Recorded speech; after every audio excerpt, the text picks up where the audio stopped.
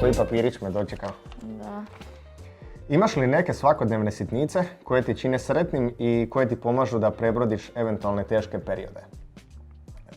Na sreću da, svakodnevno nekoliko puta.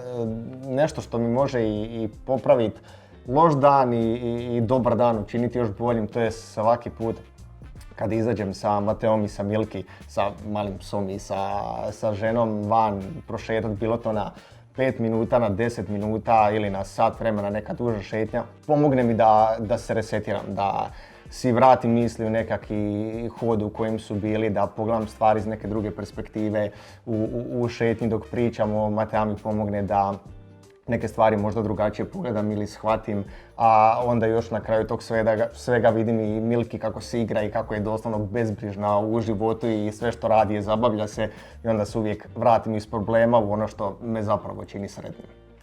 Zapravo, ono što čujem su fizička aktivnost s jedne strane, isto, Da. razgovor i ovi neki veseli, spontani trenuci, imaš kućnog ljubimca, očito, tako da je to nešto što te veseli, isto tako. Da, fizička aktivnost je obavezna, zato što sam u 4 zida zatvoren 24 sata dnevno skoro, samo sjedim i tipkam i to ni sunca ni mjeseca nekad ne vidim i onda stvarno to što izađem van i što i udahnem zraka i zapravo vidim život nekim drugim očima nego što je to kad gledam samo na monitor.